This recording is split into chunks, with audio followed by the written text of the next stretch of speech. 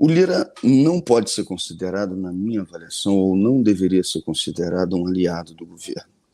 Quais são as matérias que o Lira coloca em votação? Aquelas que vêm do Ministério da Economia e que estão diretamente articuladas com o mercado. E essas não precisavam nem de força do governo, porque o Lira já é um agente de mercado, que tem contato permanente com o sistema financeiro, com banqueiros como André Esteves, por exemplo. Nem André Esteves e nem ele escondem isso. Agora, toda medida positiva para a classe trabalhadora que o governo manda, o Lira revoga. Vejamos o decreto do governo que dá mais fôlego às estatais de saneamento. Uma medida boa, uma medida correta. O que fez o Lira? Botou um projeto de decreto legislativo para revogar a medida do governo. Uma outra medida positiva do Ministério do Trabalho, garantir a participação dos sindicatos quando você tivesse acordo sobre trabalho em feriado e fim de semana. O que o Lira fez? Botou a votação de um projeto de decreto legislativo revogando a medida do governo.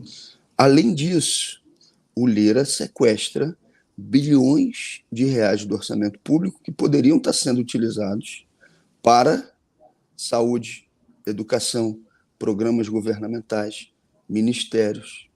Presidente da Câmara autoritário não é o primeiro. Nesse período que eu estou como deputado, já vi vários. É difícil, inclusive, tem exceções, mas é difícil você ter presidente que não seja autoritário. Agora, um presidente autoritário, com a quantidade de dinheiro que o Lira tem e coloca em prática e à disposição dos seus aliados bilhões de reais, não há precedente histórico disso. Então, se não se enfrenta isso, você fica refém de uma figura como Lira. Acabou de sair uma denúncia gravíssima da coação exercida por Lira a um presidente de comissão de integração nacional, que numa ligação e colocando a sua secretária, destitui a secretária do presidente de comissão para que 320 milhões sejam desviados do seu objetivo original para atender as bases e os aliados de Lira em Alagoas. 320 milhões em uma ação. Imagina o que esse sujeito não faz num dia, o que ele não faz numa semana, o que ele não faz num mês.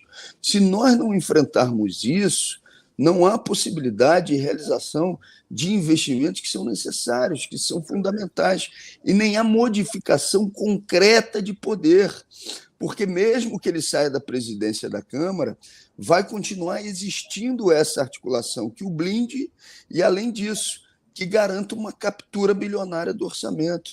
A gente não pode aceitar isso. Rebeca. Glauber, a gente passou boa parte do programa aqui hoje também debatendo e analisando o caso de um outro provocador, que é o Pablo Marçal, aqui em São Paulo. O senhor também tem acompanhado as eleições aqui, sabe bem quem é essa figura, porque está aí, né, em todas as mídias. E você acha que essa coisa da provocação ela tem se normalizado dentro da política, não só no dia a dia, mas nesse caso específico, né, do debate público? Muitas dessas agressões e provocações que aconteciam nos bastidores agora está no ao vivo, né, para todo mundo ver. Ontem o Datena deu uma cadeirada no Marçal depois de ser provocado por ele. Muita gente comentou aqui no nosso chat que essa ação do Pablo Marçal é muito semelhante ao do MBL, né, de provocar até ser agredido, né, tirar a pessoa do sério até ter esse retorno, como a gente viu. Como o senhor vê também esse cenário desses provocadores que agora saem do esgoto, né, e vêm para o ao vivo também? A extrema-direita faz isso como tática, né? Mas eles não querem sair humilhados de uma situação, eles querem, na verdade, deixar um sentido simbólico de humilhação da esquerda, porque isso amplia a sua força, inclusive o engajamento dos seus seguidores para serem violentos com a esquerda, o que não dá para caracterizar o caso especificamente do Datena, porque ele não é uma força, não é uma figura de esquerda, né? Utilizou durante boa parte da sua vida o seu programa também como chicote da classe trabalhadora, no sentido de ampliação do Estado penal, policial, punitivo. Então, diferenciar os eventos, ele é fundamental. Agora, figuras como Pablo Marçal fazem isso o tempo todo, utilizam isso como instrumento de trabalho e de aglutinação de forças para poder fazer com que os seus projetos de poder se ampliem. É o Pablo Marçal que faz isso aqui, é o Trump que faz isso nos Estados Unidos, é o Bolsonaro e a sua família que sempre fizeram isso, são os aliados dele no Congresso Nacional que fazem a mesma coisa. Há pouquíssimo tempo, um deputado tal do Éder Mauro, lá do Pará, que vai dar 2 socos em uma pessoa, em um militante, um sindicalista, dentro do espaço do Congresso Nacional. Quem é violenta é a extrema-direita. A esquerda reage a essa violência e nós temos que nos organizar, nós temos que ter a capacidade de organizar a nossa indignação e a nossa raiva de maneira disciplinada. Então, nós temos que discutir mecanismos de segurança, temos que discutir como ampliar a nossa organização, mas nós não podemos, repito, ir para debaixo da mesa ou ir para debaixo da cama, fazendo com que as tentativas de intimidação deles consigam alcançar o seu objetivo, que é colocar medo na gente e nos tirar da praça pública, do debate político.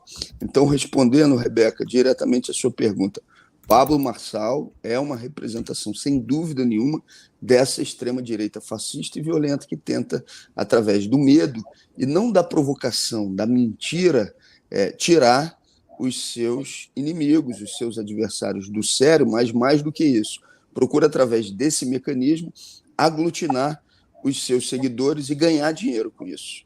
Uhum. Importante dizer que há uma tradição da esquerda brasileira de enfrentamento aos fascistas, né? É um dos momentos mais relevantes deste combate na rua, né? A famosa Batalha da Praça da Sé, em São Paulo, em 1934, quando os ativistas militantes do Partido Comunista colocaram os fascistas de Plínio Salgado, da Ação Integralista Brasileira, para correr da praça, né? Eles que vinham fazendo provocação, né, Glauber? Então, faz parte da tradição da esquerda, que precisa ser recuperada, esse enfrentamento. Agora, tem um aspecto que me parece interessante, que é a estratégia da provocação e de uma tentativa de se colocar como vítima, né? Você falou do Trump, do Bolsonaro, agora do Marçal, e desse Costanaro também, né? Porque ele está lá para apanhar, né? Ele quer apanhar para se posar de vítima.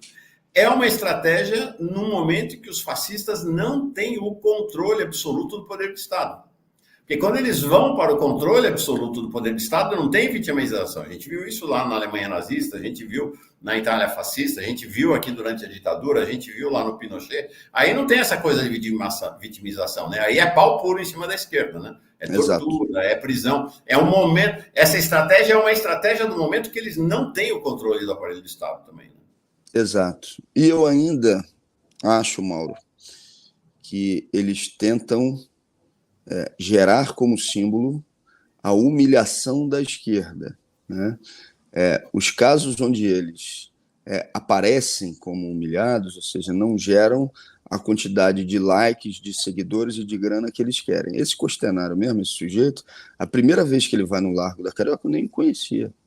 E eu respondo aos questionamentos dele, só que ele não teve o vídeo que queria. Então, na segunda vez, ele volta mais violento. Na terceira vez, ele volta mais violento. Na quarta vez, ele volta mais violento. Na quinta vez, se equilibra o jogo do ponto de vista simbólico. Porque muitas pessoas dizem o seguinte, não, na quinta ele conseguiu o que ele queria, em parte. Porque também do ponto de vista social, você fez com que a militância não ficasse com a moral baixa, porque o que eles querem é isso. Deixar sempre a militância com a moral baixa e com medo, e eles avançando, eles demonstrando que são capazes de tudo contra nós. Quando a gente diz, espera aí, alto lá, desse limite você não vai passar e nós vamos reagir, você exerce também uma motivação por parte da militância para não se deixar abalar, inclusive emocionalmente.